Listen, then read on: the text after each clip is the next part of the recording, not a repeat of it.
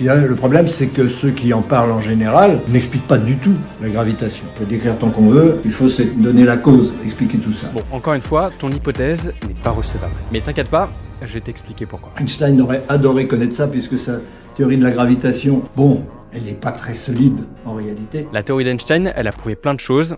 Je te fais la liste. La précession du périhélie de Mercure, les lentilles gravitationnelles, les trous noirs, les ondes gravitationnelles, la forme des galaxies, le Big Bang, l'âge de l'univers, le fond diffus cosmologique, la nucléosynthèse primordiale. Et j'oublie encore sûrement plein de choses. C'est grâce à cette théorie qu'on a apporté une justification à tout ça, qu'on a compris tout ça. Donc bien sûr que si, sa théorie est solide parce qu'on observe des choses dans la vraie vie que cette théorie prédisait déjà avant. Bon, je sais pas si vous avez capté, mais dire qu'en gros cette théorie n'est pas solide alors que c'est la plus grande révolution de la physique, c'est un mensonge. Bon, juste avant qu'on reprenne, j'ai juste une question. Pourquoi à chaque fois que j'envoie un message dans mon canal Insta pour vous prévenir dès qu'il y a des aurores boréales ou des étoiles filantes par exemple, vous me foutez des grenouilles en réaction au message? Je compte sur vous pour me trouver très vite un nouvel emoji à la place de cette grenouille.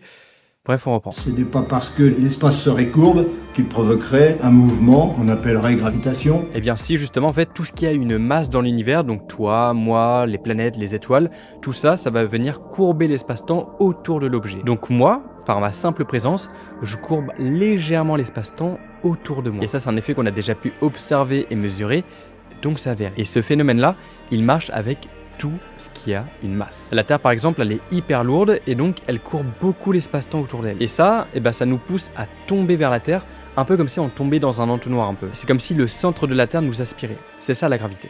Donc là encore, t'as faux. La cause de la gravitation a été expliquée en 1955 de façon extrêmement convaincante et déposée à l'Académie des sciences de Paris en 1955. Et du coup, c'est qui a déposé? C'est mon père, Léon Raoult-Lathème. Et il a pu prédire des choses? Les mouvements des planètes ou des comètes que les astrophysiciens ne peuvent absolument pas expliquer aujourd'hui. Alors peut-être que la théorie de votre père expliquait bien ces choses, mais est-ce qu'elle le faisait mieux que la théorie d'Einstein? Est-ce qu'elle le fait mieux que Kepler, Newton, Laplace? Non, parce que eux, ils expliquent très bien le mouvement des comètes, des planètes et autres par exemple. Ou même simplement le fait que la Terre tourne, qui n'est pas du tout expliqué. Il n'y a plus aucune justification pour que la Terre tourne sur elle-même. Si, on le sait déjà. Bon, le reste de la vidéo c'est du bullshit. Si vous voyez d'autres vidéos comme ça, pensez à me taguer et on débunkera ces gens-là. Rejoignez mon canal, changez l'emoji grenouille vraiment. Et c'était Zebrolos, à demain.